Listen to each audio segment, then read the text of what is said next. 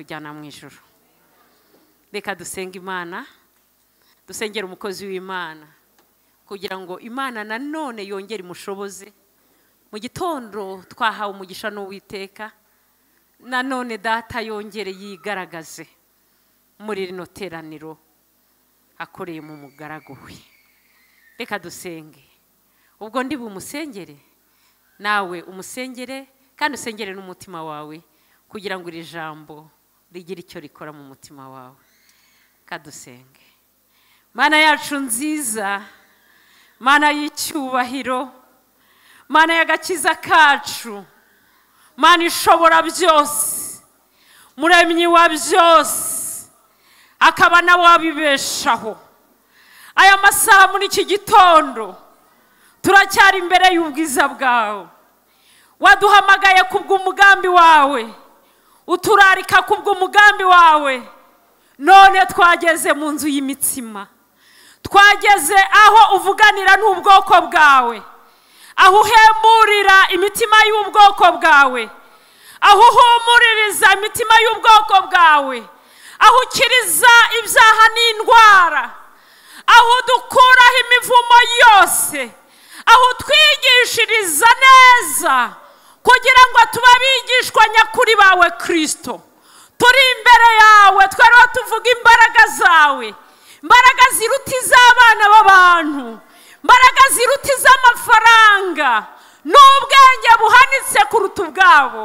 Mana yo kwiringirwa no kwizerwa, abo ubwenge bw'isi baratambutse, benshi babujyanye ikuzimu buraceceka, ariko ubwawe buzahoraho iteka ryose. Abibihe n'ibihe bazatungwa nabwo. Habwa icyubahiro Mana y'agakiza kacu. Uri Imana urahambaye, nta kindi gihwanije imbaraga nawe. Imbaraga zo hejuru ni izawe, imbaraga zikiza ni izawe, imbaraga zirimbura imisozi ni izawe, imbaraga zibeshaho ni izawe. Ni weho Mana, ibindi byose byitwa ibigirwamana. Mana yo kwiringirwa no kwizerwa, turagushimye, turaguhimbaje. Twebwe abo wateranirije muri iri hema kugira ngo tuvuge imirimo yawe itangaje, kugira ngo tukuramye, kugira ngo tuguhimbarize iyo mirimo, kugira ngo twature ko ntacyo twishoboreye, kugira ngo tuvuge ko ari wowe utubeshejeho.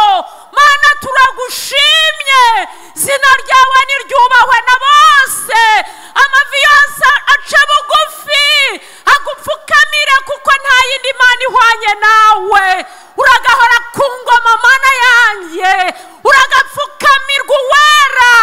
Habwa icyubahiro Murengezi, habwa icyubahiro Murengezi ubugingo bwacu. Mana yo kwiringirwa no kwizerwa, warakoze kutwimenyekanishaho, warakoze kutumenyesha ubwenge buruta ubw'aba bandi, bumwe butari ubw'isi, ahubwo ubwenge nyabwenge, ubwenge nyakuri. Mana warakoze, watugiriye neza, ntitwari dukwiriye, ariko kubw'imbabazi zawe zihoraho iteka ryose n'ubuntu bwawe busaga uko tubuvuga. Mana nibwo bwadutaruye butuzana mu nzu yawe. None turiho turashishe kandi turiho tuzabaho iteka ryose. Mana yo kwiringirwa no kwizerwa, wadukirishije ijambo ryawe. Ijambo ryawe riratuzura, n'aka kanya ryakongera rikazura, n'aka kanya ryakongera rigakora, n'aka kanya ryakongera rigakiza, n'aka kanya ryakora ibitangaza, n'aka kanya ryaruhura imitima yacu, n'aka kanya ryarema bishya, n'aka kanya ryakwerekana imirimo yawe. Mana wemeye guhagurutsa umukozi wawe, nongeye kumusengera nifatanije na bene data. Mana yo kwiringirwa no kwizerwa, reka ntaba ari we, ahubwo imbaraga z'Imana muri we. Mana yo kwiringirwa no kwizerwa, reka umwuka wera amufasha kuvuga iby'iryo jambo, amuyobore neza. Wazi bidukwiriye, wazi inyota twa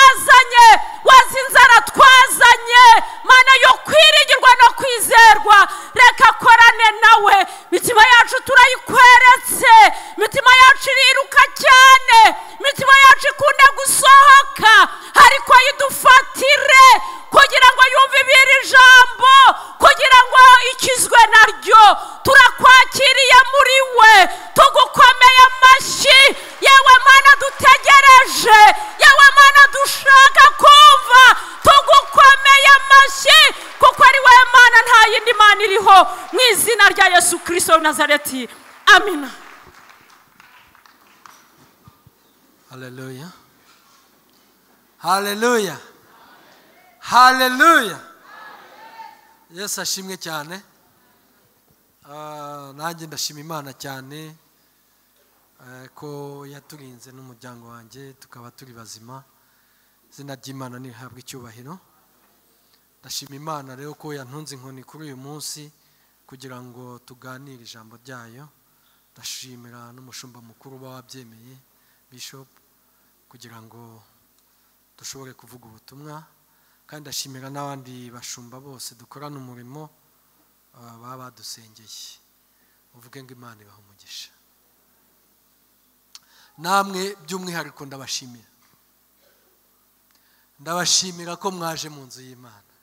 Ndabashimira ko mwaje kumva ubutumwa bwiza. Haleluya. Ndabashimira ko mwaje kumva kwamamaza imbaraga z'Imana. Haleluya. Ndabashimira ko mwaje mu nzu y'Imana. Rero mbasabe mwikomera amashyi cyane. Imana ibahe umugisha, kandi uyu munsi mutahana umugisha. Imana ibahe umugisha. Ijambo Imana yashyize ku mutima wanjye tuza kuganira ni rifite umutwe rivuga ngo kurwanirirwa n'Imana. Haleluya. Kurwanirirwa n'Imana. Abo twari kumwe kuwa gatanu mu masengesho nimugoroba, Bishop yatwibukije itangazo bajyaga batanga kuri Radio Rwanda. Akavuga ngo uyu ni umwanya wo kuranga, umwanya wo kurangisha, kumenyesha, kwamamaza no kubika. Hari abawibuka? Uyu rero ni umwanya wo kwamamaza. Abakozi b'Imana bahamagariwe kwamamaza. Kwamamaza iki? Ijambo ry'Imana, kwamamaza imbaraga z'Imana, kwamamaza gukomera kw'Imana. Haleluya. Ntago bahamagariwe kubika cyangwa kurangisha, bahamagariye kwamamaza ijambo ry'Imana. Haleluya. Yesu ashimwe cyane. Tugiye kuvuga imbaraga z'Imana no gukomera kwayo. Yesu ashimwe cyane. Yesu yo hari icyo ufite wavuga. Abakare nababwiye ngo hari indirimbo imaze iminsi ifasha ivuga ngo ndavuga gukomera kw'Imana ihoraho y'ubutware bwayo, kuko ubutware bwayo butajya burangira, ngo ifite imbaraga mu isi no mu ijuru, ntawe uyizera uzakorwa n'isoni. Ngo sinzirwanirira nzareka Yesu abari undwanirira. Ni indirimbo ya Korali Silowamu, ntabwo igize hano, ariko nari nasabye ngo baze kwidushyiraho nidusohoka, turimo dusohoka muze kuyumva. Ndavuga gukomera kw'Imana ikomeye, sinzirwanirira nzareka Yesu abari undwanirira. Haleluya. Ndagira ngo muri uyu mugoroba twaje kwamamaza ubwami bw'Imana, mu mbabare mu ntiza amatwi, mu ntega amatwi tugendane nkunda abantu bantega amatwi, tugeneye tubyumve neza, twumve imbaraga z'Imana. Haleluya. Reka twihuse dusome ijambo ry'Imana mu byo ku ngoma, ingoma za kabiri, ibice ni 20 kuva ku murongo wa mbere kugeza ku wa 4. Ibice 20, ingoma za kabiri, ibice 20, umurongo wa mbere kugeza ku wa 4. Reka dusome mu izina rya Yesu, igitabo cya kabiri cy'ingoma ibice 20, umurongo wa mbere tugeze ku wa 4. Aravuga ngo Abayuda baterwa n'Abamowabu, Yehoshafati afatwa n'ubwoba atakambira Uwiteka. Hanyuma y'ibyo Abamowabu n'Abamoni hamwe n'Abamewunimu batera Yehoshafati bajya kumurwanya. Maze haza abantu babwira Yehoshafati bati, haje ingabo nyinshi ziguteye ziturutse i Siriya hakurya y'inyanja, dore bageze i Hasasonitamari ariho Enegedi. Yehoshafati aratinya, yihata gushaka Uwiteka, ategeka Abayuda bose kwiriza ubusa. Abayuda bose baraterana ngo basabe Uwiteka kubatabara. Baturuka mu midugudu y'Ubuyuda yose bazanywe no gushaka Uwiteka. Amen. Amen. Reka adusomere imbere gato, imbere mu butumwa bwiza uko bwanditswe na Mariko. Ni ibice 4. Mariko ibice 4, umurongo wa 35 kugeza ku wa 41. Ubutumwa bwiza ubwo bwanditswe na Mariko ibice 4, 35 tugeze kuri 41. Kadusome mu izina rya Yesu. Aturisha inkubi y'umuyaga wo mu nyanja. Kuri uwo munsi bugorobye arababwira ati, twambuke tujye hakurya. Basiga abantu bamujyana mu bwato yahozemo, kandi hari n'andi mato hamwe nabwo. Nuko ishuheri y'umuyaga iraza, umuraba wisuka mu bwato bigeza aho bwenda kurengerwa. Yari asinziriye aryamye bwerekeza, yiseguye umusego. Baramukangura baramubaza bati, mwigisha, ntubyitayeho ko tugiye gupfa? Akangutse acyaha umuyaga, abwira inyanja ati, ceceka utuze. Umuyaga uratuza, inyanja iratungana rwose. Arababaza ati, ni iki kibateye ubwoba? Ntimurizera? Baratinya cyane, baravuga bati, mbega uyu ni muntu ki utuma umuyaga n'inyanja bimwumvira? Amen. Yesu ashimwe cyane. Ntangiye mbabwira turaganira ijambo rifite umutwe w'amagambo uvuga ngo kurwanirirwa n'Imana, tukareka Yesu aba ari uturwanirira. Iryo jambo kurwanirwa mwumvamo kurwana nyine. Kurwana ni intambara, habaho intambara z'uburyo bwinshi, ariko kurwanirirwa n'Imana nibyo biba bifite ibyiringiro, ni nabyo bizana imbere amahoro.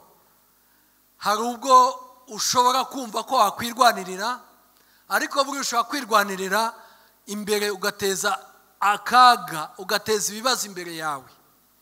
Ushobora no kurwanirirwa n'abantu ariko nabo burya iyo bakurwaniriye hari ibibazo bashobora guteza. Tuba tubona abantu birwanirira, ariko uyu munsi ngiye naje kuvuga kurwanirwa n'Imana. Haleluya. Rero ngo mbasaba uyu munsi tuze twiteguye kuza gusenga, dusaba Imana ngo iturwanirire, tureke kwirwanirira mu ntambara no mu bibazo byinshi dushobora guhura nabyo. Abantu mu ntege nke zabo bajya birwanirira. Bamwitona ababwiye ngo Aburahamu na Sara bigize kwirwanirira, hanyuma bakora amakosa, ariko Hagayi muzi ibibazo yabateje mu rugo, biba ngombwa ko banamwirukana. Hagayi na Ishumayeli murabizi, ntago ndi bubitindeho. Zari intege nke kwari kwirwanirira kwabo. Bivuze ngo kwirwanirira bizana ibibazo imbere yawe, bizana akaga imbere mu bintu utazi, mu muryango wawe cyangwa aho utuye cyangwa no mu gihugu. Ariko Imana yikurwaniriye izana igisubizo gikwiriye. Yesu ashimwe cyane. Haleluya. Twasomye ijambo ry'Imana ahantu Yehoshafati yari umwami w'Abayuda. Yehoshafati, nsubira inyuma gato ya wenda, yari mwene Asa, bategetse igihugu cy'Abayuda. Nsubiremo inyuma gatoya uhereye ku bice 16, ubundi bagenda babisobanura muri cya gitabo by'ibyo ku ngoma n'ahandi babivuga. Uyu mugabo Yehoshafati yaje asimbura se. Ise Bibiliya itubwira ko yatangiye yubaha Imana, ariko ageze hagati akajya akora ibyo yibwirije atabaje Imana.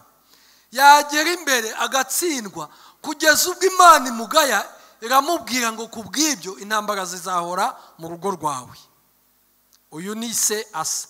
Ariko Imana ishimwe ko Yehoshafati ari wamusimbuye, yagize imyaka 35, arangije akurikiza amategeko n'amateka, asoma ibyabayeho, amenya isezerano rya Aburahamu na Isaka na Yakobo, amenya isezerano rya Isirayeli. Mbibutse neza yuko Abayuda bari ubwoko bubiri gusa bw'Abisirayeli. Batandukanye igihe habaye intege nkeya z'umwami Salomo. Salomo yagiye ku ngoma agira intege nke, ashaka abagore benshi, abanyamahanga bazana ibigirwamana mu gihugu. Imana irababara, irarakara, iramubwira ngo ntago ngukuyeho kubwo so Dawudi yagenze neza imbere yanjye, ariko wowe ibintu nkoreye ntabwo Isirayeli izakomeza imeze gutya. Abana bawe sibo bazagusimbura. Inyuma uko byagenze muzi ko Isirayeli nyine, Isirayeli ni Yakobo, ni isezerano nyine, icikamo kabiri. Ubwoko cyangwa imiryango 10 isigara yitwa Isirayeli, indi miryango 2 yitwa Abayuda. uyu rero tugiye kwiga witwa Yehoshafati, kugira ngo tubigendanemo neza mugende mubyumva. Uyu Yehoshafati yari umwami w'abayuda, ariko bivuze ngo hari na Isirayeli yari ihari. Haleluya, Yesu ashimwe cyane. Yehoshafati rero ngo ageze ku ngoma, ashakashaka ibyo Uwiteka, arasoma ibitabo, amenya ibyo Imana yakoreye abisirayeli, amenya isezerano rya Aburahamu arigenderamo, bituma ngo amanuka agarura abatambyi mu gihugu cye, muri ya miryango ibiri. Ashyiraho inzego, aramanuka agera ku midugudu, agenda ababwira ngo mujye muca imanza zitabera, ngo kandi mujye muzica mu izina ry'Uwiteka, mutagirwaho urubanza. Nasomye hano mu gitabo, ndavuga ngo uyu mugabo Yehoshafati yari nka pasitori cyangwa umukozi w'Imana, kuko yatinyaga Imana cyane. Kubera iki? Kuko yasomye amateka agakurikira, akamenya icyo Imana yavuze kandi akayishyira ku mutima, akagira ishyaka ryo kugikurikira.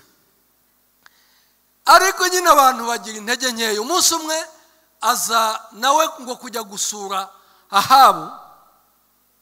Ahabu yari umwami nyine wa Isirayeli, urumva byari ibihugu byegeranye. Ajya kumusura ngo barasangira, bararya. Birangije Ahabu, ndayambibutse ko Ahabu we ntabwo yubahaga Imana. Yari yarashatse na mugore witwaga Yezebeli, afite ikigirwamana gikomeye muri Isirayeli, bituma n'abandi bose bazana ibigirwamana. Kandi mbibutse ko mu bintu Imana yanga ni ibigirwamana. Ibyo yanga cyane, ibintu ibyangwa n'Uwiteka, niko babyitaga, ngo ibyangwa n'Uwiteka. None agiye kumusura banezerewe, ngo Ahabu yigira inama yo kumushuka, ngo aramubwira, ngo aramwonjyonja, ngo ariko ngo haretse tugatera Isiriya, ngo hanyuma ko tuzahatsinda. Ngo ahari ahantu hitwaga Ramoti y'i Galeyadi, ariko hari muri Siriya. Kuko banezerewe bakundanye, avuga ati nta kintu nakwima rwose. Ariko akimara kubivuga, Yehoshafati ngo agira agatima, aratekereza ati ariko muri iki gihugu nta bahanuzi, nta babamenye mugira ngo twumve icyo Imana yo mu ijuru ibivugaho.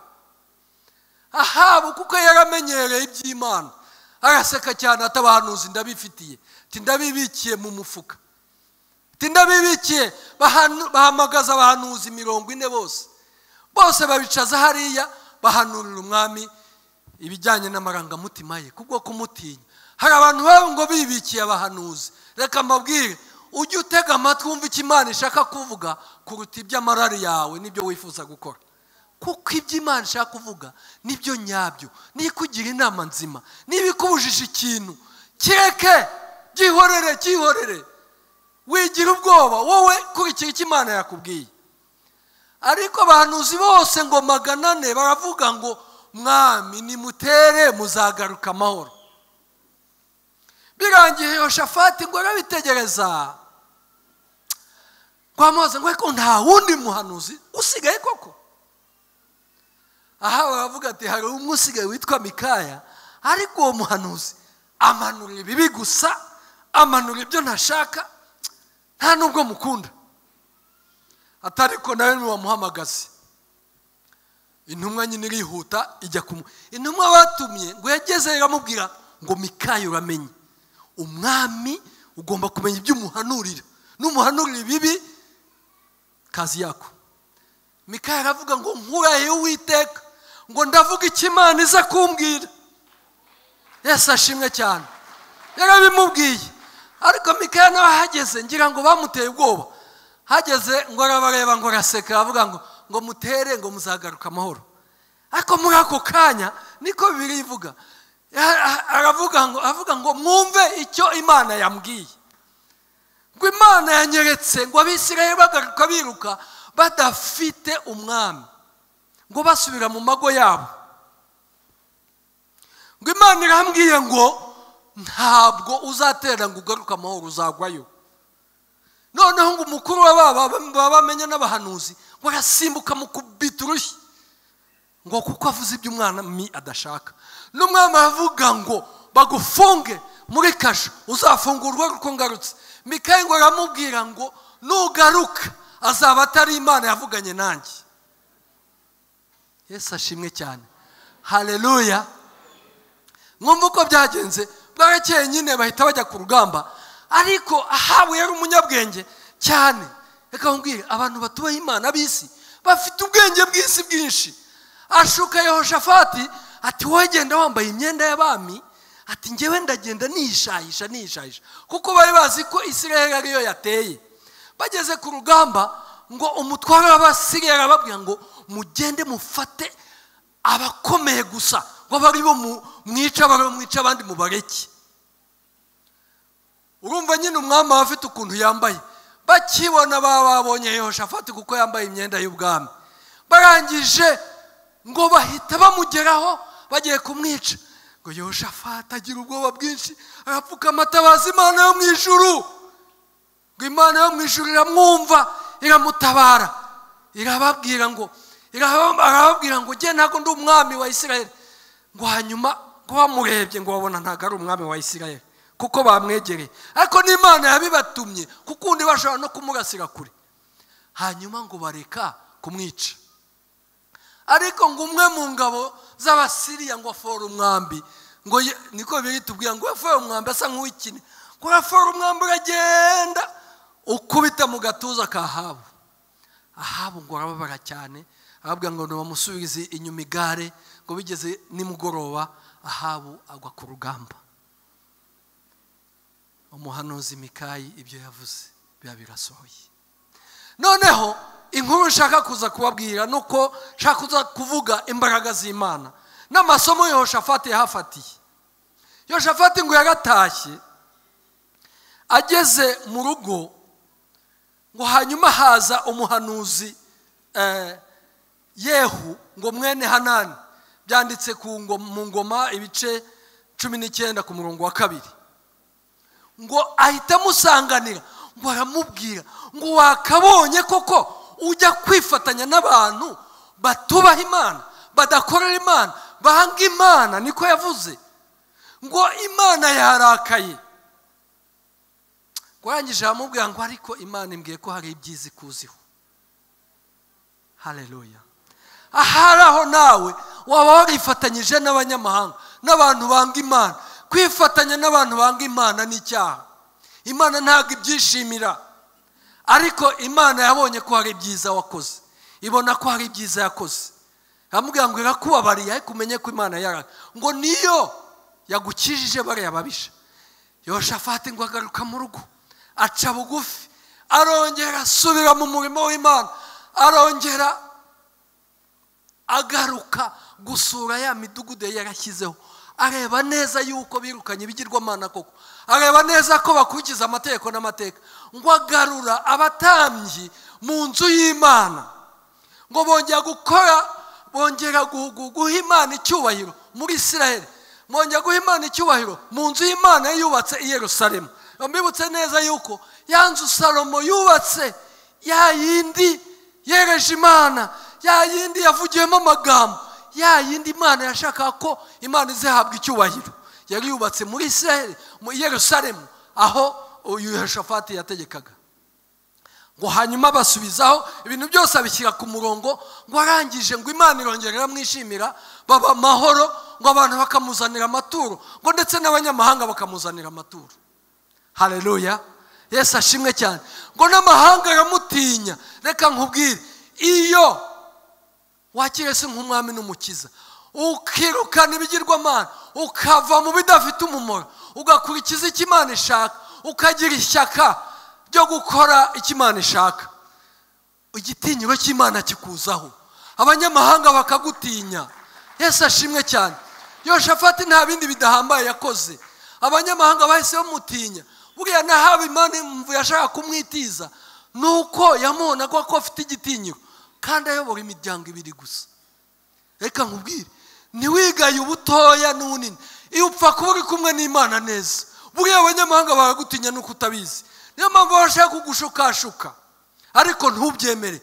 Wowe imbaraga uzazikura mu nzu y'Imana, uzazikura mu kubaha Imana, uzazikura mu kuvuga neza Imana. Haleluya. Muzamure Imana icyubahiro. Yesu ashimwe cyane. Ngo baba amahoro kuko yatoje ubwoko bwe gukorera Imana. Imana ibagirira neza. ariko ngo igihe kimwe cyarageze hamwe twasomye umukozi w'Imana yadusomeye, igihe cyarageze ngo buriya bwoko abamowabu, abamoni, abameonimu ngo bishyira hamwe gutera Yehoshafati. Reka nkubwire, tuba mu isi ibamo Satani, tuba mu isi Satani akoreramo, tuba mu isi y'umwijima. Dushima Imana yuko Yesu yadusengeye akavuga ati ubu bwoko mwami uburindiremo, ntubukure mu isi uburindiremo, kuko nawe yabonye yuko mu isi habamo ibishuko byinshi, habamo n'imbaraga za Satani zirwanya abasenga. Izo mbaraga zikurwanya ariko ntizigusunikira gusenga kurushaho. Yesu ashimwe cyane, haleluya. Abamoni bishyize hamwe ngo barangije begeranya imbaraga nyinshi, barangije batumaho Yehoshafati, ngo Yehoshafati yumva inkuru z'incamugongo. Niho twasomye ku bice 20 umurongo wa 1 kugera ku wa 4. ngo ubwo bwoko nyine bamaze kwishyira hamwe bamutumaho intumwa zigera kwa Yehoshafati ngo ziramubwira ngo tujye kugutera kandi ntabwo uzadukira. Yehoshafati ngo arangije aratinya, agira ubwoba bwinshi. Ngo amaze kugira ubwoba bwinshi yakoze iki? Ngo yihatiye gushaka Uwiteka. Yesu ashimwe cyane. Yehoshafati ngo arasenga, ngo asenga yiyiriza ubusa. Haleluya. Yehoshafati ngo arangije ateranya abayuda bose, ngo n'abana babo n'abakuru n'abatoya, ngo ababwira kuza muri ya nzu yerejwe Uwiteka, ya yindi yagambiriye nyine yavuze ati iyi nzu niyo Imana hari ibyo yayivuzemo. Turaza kubigeraho mu masengesho, mu isengesho yasenze. Ngo arangije nibwo yatangiye arasenga. Kubera iki? Yagize ubwoba. Kubera iki? Hari ibyamuguse. Nawe ndakubaza, hari inkuru ujya wumva z'incamugongo, hari ibyo babikugose hirya no hino, hari ibyo wakumva mu matwi yawe, hari ibyo wabona ukabona ubwenge bwawe ntibushobora kubikemura, hari indwara zakuzaho, hari ibibazo by'ubwoko bwinshi, hari mu muryango hari ibyakunanira, hari igihe mu kazi kawe bakubwira bati kampani turayifunze, hari igihe bakubwira bati turakwirukana, ukagira ubwoba. Nugira ubwoba uzakora iki? Yehoshafati ngo yihatiye gushaka Uwiteka. Nababwiye ngo turashaka kwigira kuri umugabo Yehoshafati kuko yagendeye neza imbere y'Imana, ko yatoje ubwoko abayuda uko Imana yashakaga, yagaruye icyubahiro cy'Imana mu bayuda. Yesu ashimwe cyane. Hanyuma amaze gushaka Uwiteka nibwo yahamagaye abo bantu bajya gusenga. Ariko nyiraho ngaho nawe wenda hari icyaba cyaraguteye ubwoba, hari icyo muri iyi minsi wumvishe gituma utavansa, ukabona nta nzira. Yesu ashimwe cyane. Reka mbabwire akagero kamwe. Kera twe tukimara gukizwa, tukimara kwakira Yesu nk'umwami n'umukiza, nabanaga na madamu, Imana yadutumyeho umukozi w'Imana, araza atubwira ubuhanuzi bukomeye cyane. Ngewe bwari ubwa mbere numvisha ibintu byo guhanura. Kuva icyo gihe numva umuriro nyatsemo, umwete n'umurava, mpita mpindukira aho narebaga, mpita mpindukira ndeba kuri urwo ruhande. Imana itugirira neza, iduha gukunda uwo mukozi w'Imana. Ibintu byose yatubwiraga ni ukuri byasohoraga umunsi ku munsi. Itubwira imodoka bugacya tukayibona, itubwira inzu nziza bugacya tubona ikibanza dutangira kubyubaka, itubwira kuzamurwa mu kazi no guhindurirwa amateka. Nta n'umwaka ushize mu gihe gito cyane bihita bisohora. Imana iduha amata niko babyita, idufata neza cyane, idufata nk'abana nyine. Turishima, turanezerwa, turayikurikira koko. Ariko gatoya tukitangira kubaka hahandi nababwiye Imana yaduhaye ikibanza, ntangira kubaka nyine, maze kumena idari neza neza, nshaka gukomeza ngiye kumva mu gitondo umunsi umwe ko sinshaka kubyibagirwa numva umugabo arampamagaye arambwira ati ahantu urimo kubaka ati ngewe ndi hano Kacyiru ahantu ndimo kubaka nahanjye ntabwo ari ahawe kandi uwo muntu yari akomeye ndavuga ngo urabeshye ngo uzaze tuvugane tubivuganeho bene data nahise ngira ubwoba ndatinya ariko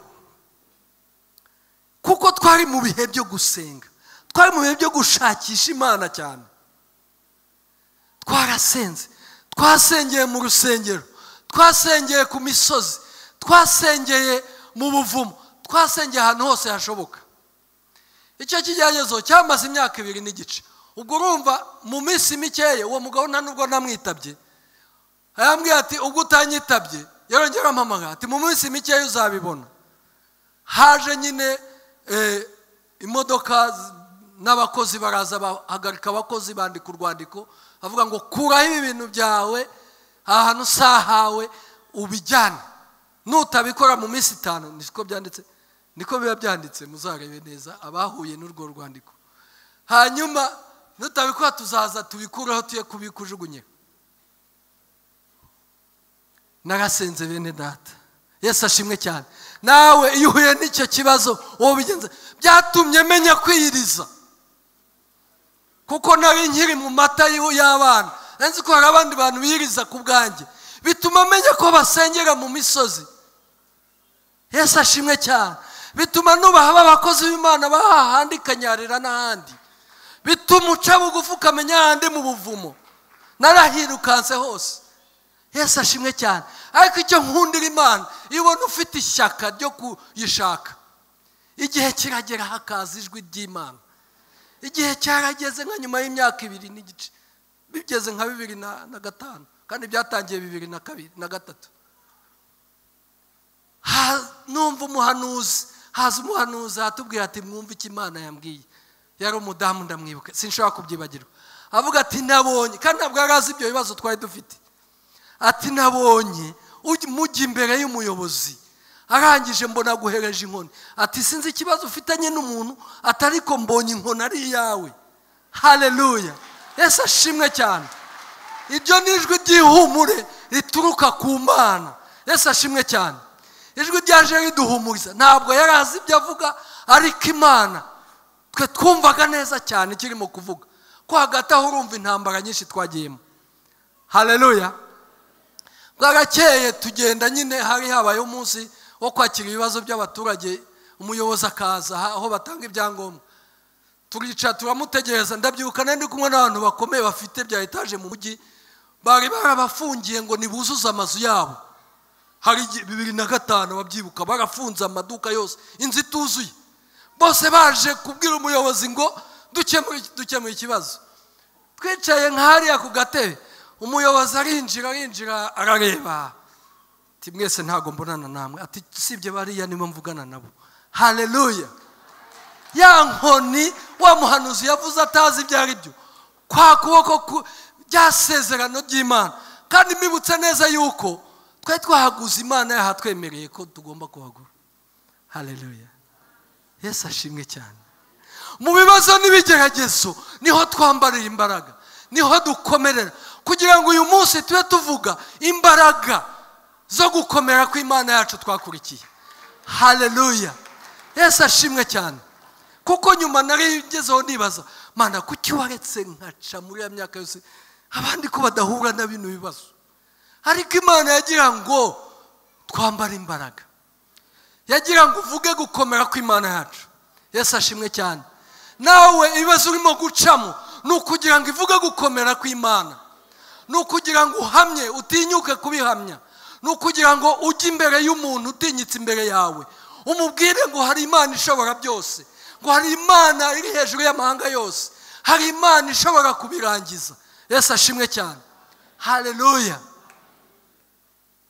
bwarakeye nyine turinjira umuyobozi ahita dukemurira ikibazo ahita avuga turiya muntu turamuzi bibutse neza ko uriya muntu yajyaga adutera ubwoba akavuga ati jyewe nzanakurasa nabyo byarabaye ariko Imana ahubwo nyine twatamuka Imana ikatubwira ukundi kuntu haleluya kavuga iti bana banjye muhumure, tukajya gusenga iti muhumure, ariko yari itaravuga icyo kintu ngo ndabahaye, yakivuze byenda kuba.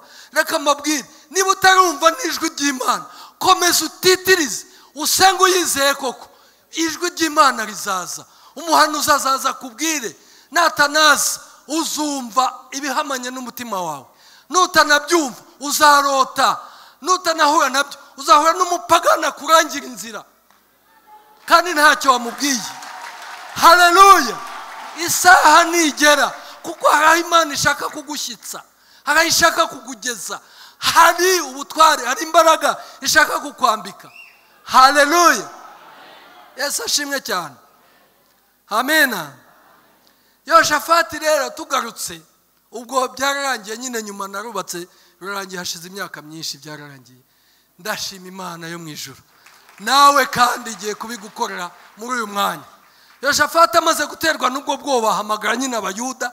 Mwumva umuntu uhamagaye ngo n'abana bose, niko byanditse, ngo n'abakuru n'abatoya. Mwumva ubwoba yagize, ariko ntabwo yirukiye ku bantu, nta nubwo yirukiye kujya gucurisha intwaro, nta nubwo yirukiye kujya gushaka cya gihugu yigize gufasha, ahubwo yibutse ukuntu abasiriya bigize kumugera imbere bagiye kumwica, agatabaza Imana, hanyuma Ahabu akaba ari uhagwa. Niyo mpamvu atasubiye kujya gushaka n'amaboko muri Isirayeli. Wishaka amaboko ahandi, oya, ceceka, byihorere, tuza mu kigeragezo, tuza. Uyu munsi naje kuvuga ngo tuza, uvuge gukomera kw'Imana, wibuke ibyo Imana yagukoreye, ubundi wizere Imana. Yesu ashimwe cyane. Haleluya! Nuko Yoshafati arasenga. Ndagira ngo uyu munsi tuze gusenga mu kanya, munkurikire neza. Haleluya! Muzamura amaboko ab'inyuma, turi kumwe. Haleluya!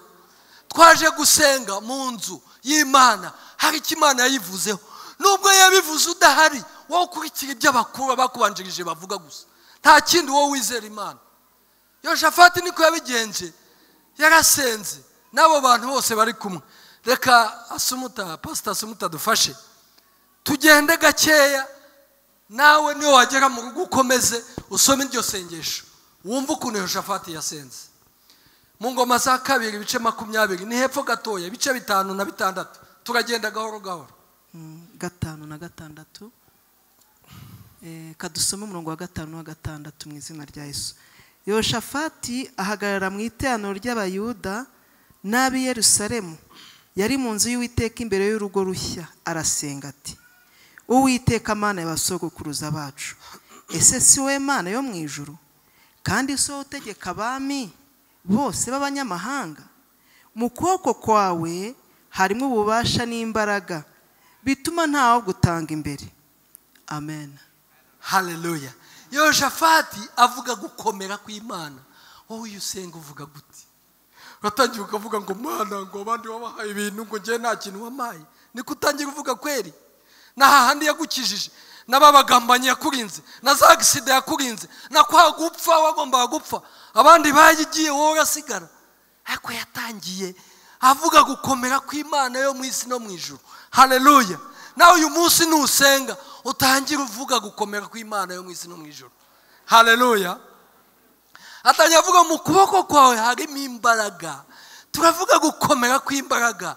Bakozi b'Imana, Imana yahamagaye kwamamaza imbaraga no gukomera kw'imbaraga, ariko irabigukorera kugira ngo uzamamaze gukomera kw'imbaraga z'Imana n'ububasha, ngo ntawagutanga imbere. Yesu ashimwe cyane. Ntawatanga imbere Imana wizeye, Imana waje kureba hano. Yesu ashimwe cyane. Reka akomeze 7, 8 n'9. Reka dusome mu izina rya Yesu. Mana yacu, si wowe wirukanye abaturage bari muri iki gihugu imbere y'ubwoko bwawe bw'Abisirayeli, ukagiha urubyaro rw'inshuti yawe Aburahamu ngo kibe cyawe iteka ryose, maze bakakibamo, kandi bakaba bubakiye mu izina ryawe ubuturo, bagasenga bati, niduterwa 7, 8, 9. Niduterwa n'ibyago, ari inkota cyangwa igihano cyangwa mugiga ndetse n'inzara, tuzajya duhagarara imbere y'iyi nzu n'imbere yawe kuko izina ryawe riri muri iyi nzu, tugutakambire uko tuzaba tubabaye, nawe uzumva udutabare. Haleluya. Murumva ko Yehoshafati yasenze yibutse imirimo Imana yabakoreye, arangije yibutse isezerano ngo si we Mana ya Aburahamu na Isaka na Yakobo, si we Mana wasezeranye na Aburahamu yuko iki gihugu uzakimuha n'urubyaro rwe rwose, natwe turimo. Haleluya.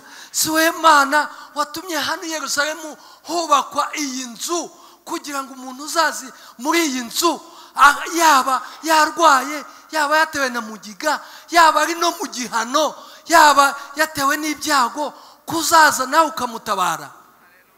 Yesu ashimwe cyane. Yibutse Imana imirimo Imana yakoze. Yesu ashimwe cyane.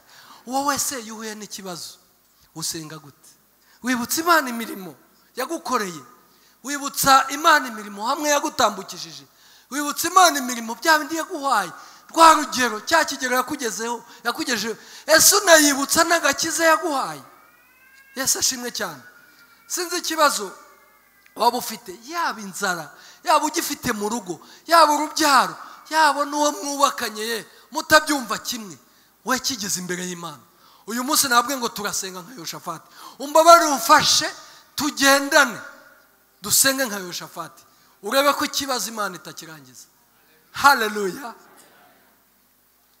Aramubwira ngo iyi nzu yerejwe izina ryawe. Eka mbabwire biriya bintu Yehoshafati abivuga, inzu bayitaha Salomo yereza Imana, ntabwo Yehoshafati yari ahari. Haleluya. Ntabwo yari ahari, ahubwo yarasomye amateka akumva amateka y'Imana. Ariko nawe ujye usoma amateka wumva amateka y'Imana. Haleluya. Bajya hatubwira cyumweru cyashize mukozi Imana Serine yatwibukije amateka y'inzu y'Imana, twibuka tuyereza Imana amagambo yavugiwe hano. Ushaka kuba utari uhari, twibuka ukuntu Imana yabwiye Bishop yuko ngo amahanga azamuruhukira imbere ye. Yesu ashimwe cyane. Imubwira yuko izamuha urusengero nkuru abantu bakaruhukiramo. Yabitwibukije numva ndafashijwe. Yesu ashimwe cyane. Hano mu nzu y'Imana naho kuruhukira n'itangazo ni ukwamamaza ubwami bw'Imana, ni ukwamamaza gukomera kw'Imana. Haleluya. Hano mu nzu y'Imana naho kuruhukira. Niba utari ubizi ndayombi gutangariza, Imana ibwira Bishop nge sinari mpari nawe ntiwari uhari, ariko icyo tuzi nuko babitubwiye, wowe byizere gutyo. Haleluya. Yavuze ko uzaruhukira hano utazahapfira. Wowe unyumva wese Imana yavuze ko uzaruhukira hano. Haleluya. Niko Yehoshafati yasenze avuga n'umutima we wose. Twumvishe umukozi w'Imana, Imana ishimwe ko yashimiye hano Alice, yaruhukiye hano. Mwabyumvishe ntabwo mbisubiramo. Haleluya. Ariko muhonye urubyaro rwiza, abana beza, Rwanda rw'ejo, abayobozi b'ejo, abakozi b'Imana b'ejo, mwumvishe Imana yamuhaye uburuhukiro. Kiriya ni ikimenyetso, ni igihamya yuko n'ibyo bikubabaje, bikuruhije umutima, ariko nyumva n'ibyo bikuruhije umutima byo bituma ujagajaza imitima. Hano hari uburuhukiro bw'Imana. Uyu munsi usenga uvuga uti ni inzu yo kuruhukiramo, ubibwira Bishop sinari mpari, ariko icyo nzi nuko ari yo kuruhukiramo. Haleluya. Iyo huye n'ikibazo, Yehoshafati we yahamagaye abantu bose n'abana bose. Ujya wibuka no kubwira abana bawe n'urugo rwawe, ukavuga uti mureke mfite ikibazo twicare turyame. Wige gusenga ariko niba utari unabizi, wige kwiyiriza niba utari unabizi. Uyu ni umwami yariyirije, wowe utiyiriza se uri igiki? Mwami yariyirije aca bugufi arasenga. Yesu ashimwe cyane. Haleluya. Reka komeza dusomere ibice 20 umurongo w'10 wa 11 uhita ukomeza n'uwa 12 naje. Kadusome mu izina rya Yesu umurongo wa 10 kugera ku 12. Nuko none dore Abamoni n'Abamowabu n'abo ku musozi Seyiri, abo wabujije Abisirayeli kubatera ubwo bavaga mu gihugu cya Egiputa, ahubwo bakanyura hirya ntibabarimbure. Dore uko batwituye, kuza kutwirukana muri gakondo yawe waduhaye kuhazungura. Mana yacu, ntiwakwemera kubahana. Nta mbaraga dufite zarwanya izo ngabo nyinshi ziduteye, kandi tubuze uko twagira, ariko niyo duhanze amaso. Nuko abayuda bose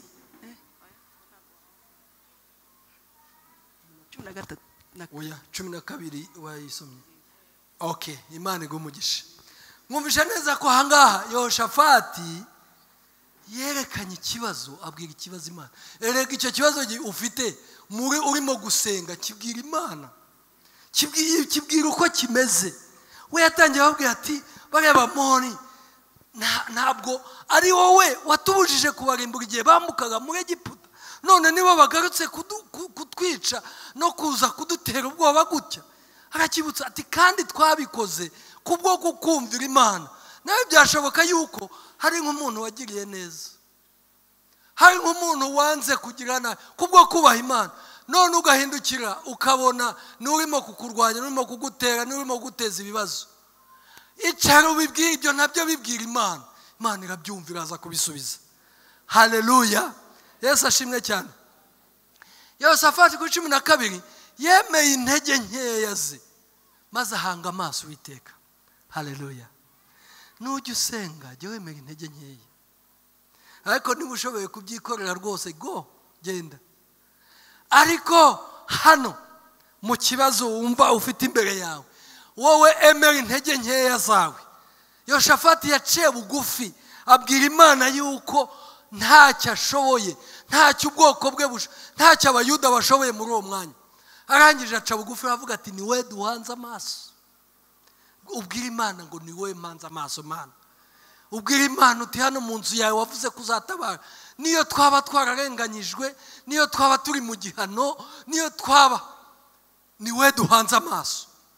Yehoshafati isengesho rye byamfashije cyane, niyo mpamvu nanjye gusaba ngo nawe rigufashe muri uyu mwanya, muri aya masaha. Yehoshafati yarasenze, asenga amasengesho y'ubwoko bubiri, ariko yasenze amasengesho yo kuramya Imana. Habaho ubundi ubwoko nka 5 bw'amasengesho. Habaho amasengesho yo kwiriza, yo kwizera, amasengesho yo kwizera, ukizera Imana.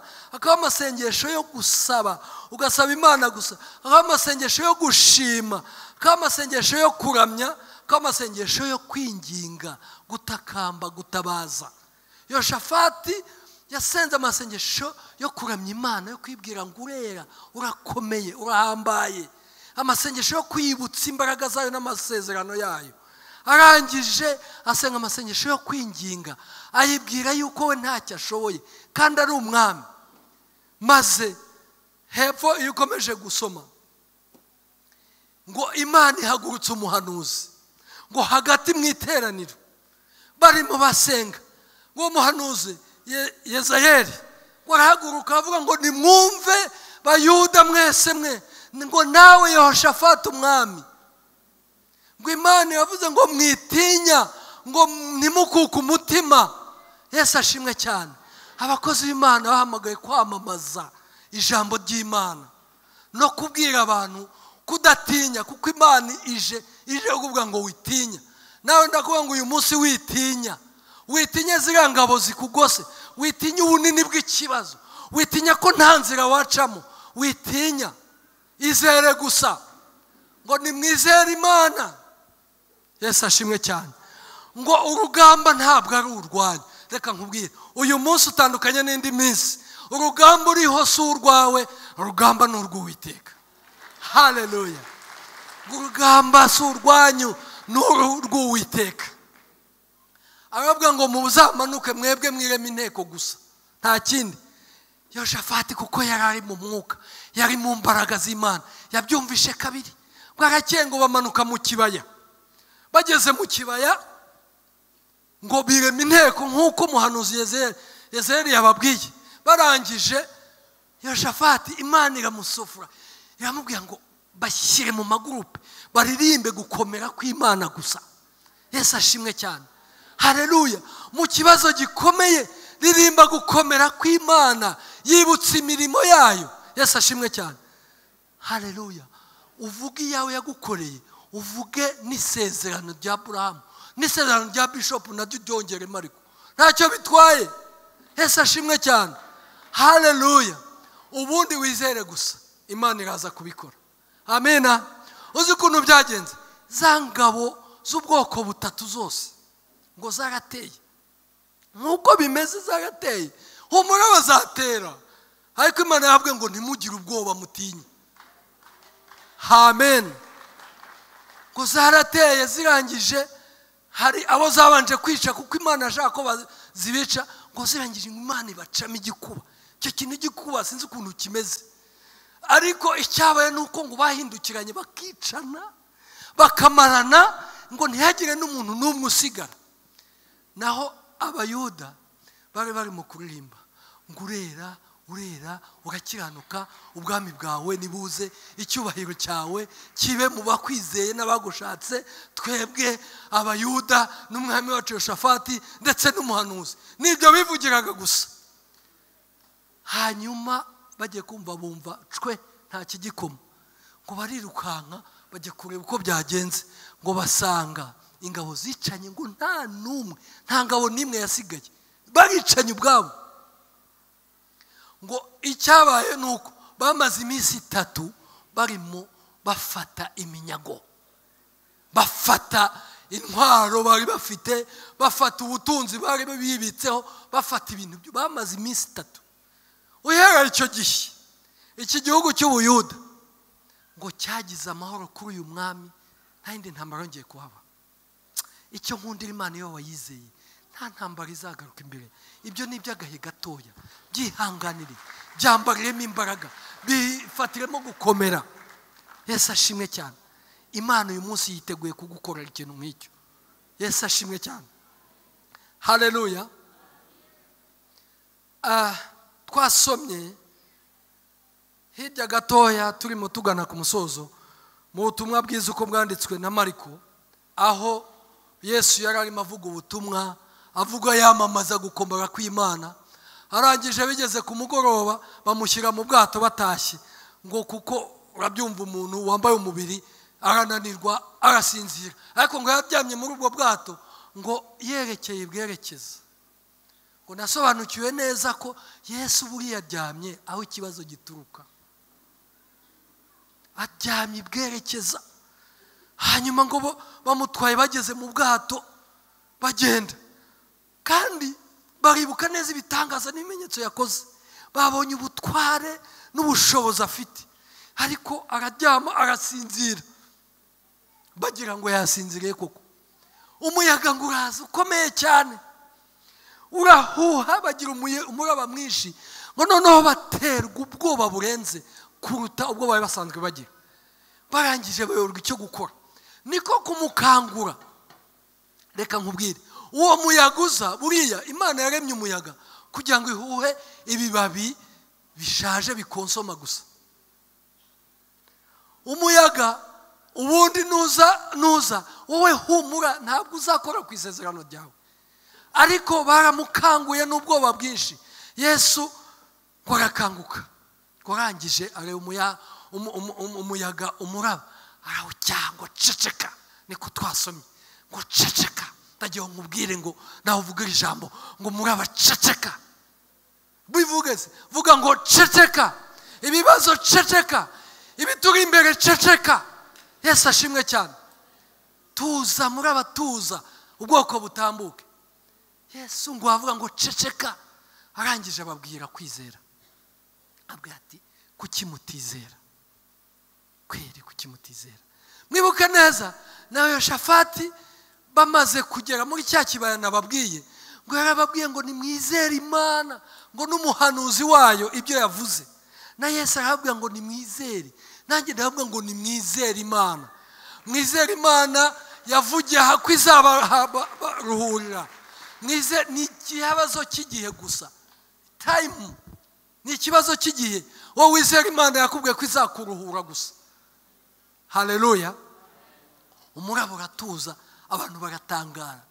Ibyo nabyo byari irindi somo. uwo muraba Imana yashaka kuvuga ko usenga hakajwi ijwi rikubwira ngo uwo muraba ndawucecekesheje kugira ngo imbaraga z'Imana zigaragare. Haleluya. Yesu ashimwe cyane. Nabwiye ngo ndashaka ko uyu munsi dusengera muri isengesho rya Yoshafati. Nawe ntabwo nzi ibibazo waba ufite utekereza mu mutima wawe icyakuzanye imbere y'Imana uyu munsi, ariko niba nta nabyo ushima Imana kandi usengere na bene data. Yesu ashimwe cyane. Ariko niba unabifite umenye yuko hano mu nzu y'Imana herejwe Uwiteka Imana naho kuruhukira. Ibyo tubyibitseho, ababyibitseho nkanjye. Haleluya, haleluya. Tubyibitseho. Wongera uyibutse yuko hano ari mu nzu yo kuruhukira, ntabwo ari mu nzu yo kubika, ntabwo ari aho tuvugira kubika, nta nubwo ari amatangazo asanzwe, ni ukwamamaza ubwami bw'Imana. Yesu ashimwe cyane. Ariko ndagira ngo wumve yuko izo mbaraga uzifite.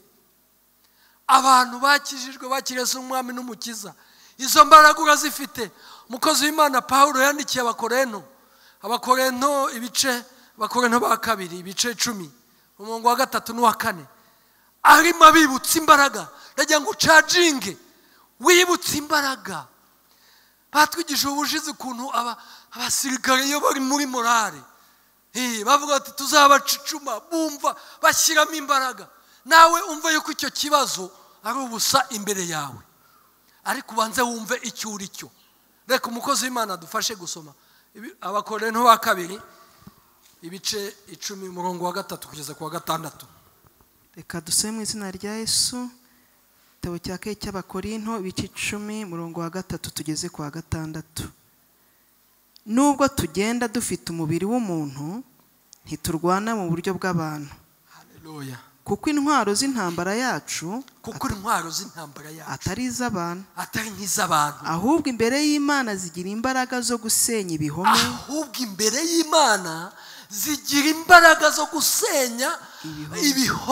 Ibihome ni gereza Satani bashyizemo abantu, no gukubita hasi no gushwanyaguza.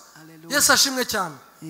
No kubikubita hasi. Haleluya. Dukubita hasi mpaka n'ikintu cyose cyishyiriye hejuru kurwanya. Dukubita hasi mpaka zose n'ikintu cyishyize hejuru kurwanya Imana. Haleluya. Dufata mpiri ibitekerezwa mu mitima byose. Tugwa gitumo, dufata mpiri ibitekerezwa bikiri mu bitekerezo bitarasohoka, tubifata mpiri tukabigomorera Kristo. Kandi twiteguye guhora kutumvira kose. Haleluya. Ubwo kumvira kwanyu kuzasohora. Amen. Amen. Haleluya. Ubwo najya mbibutse ko muri imiriro, rero mwibutse ko mukomeye, rero mwibutse ko muri ubwoko bukomeye, ubwoko Imana yavuzeho kera ku bwa Abrahamu kweri. N'uyu munsi ukaba urimo urumva utewe ubwoba n'iki? Yesu ashimwe cyane. Dukubita hasi, dufata mini ibitekerezwa iyo ngiyo, imigambi mibi y'incakura tuyifata miri. Yesu ashimwe cyane. Ndagira ngo muhaguruke sawa umushumba azadufashe gusenga. Ariko nugasenga nawe usenga, ntabwo azi ibyawe ariko urabizi. Ufate mpiri uyu munsi. Yesu ashimwe cyane. Ufate mpiri ibitekerezwa, ukubite hasi imigambi ya Sekibi. Haleluya. Yesu ashimwe cyane. Nimuhaguruke dusenge. Imana ibahe umugisha.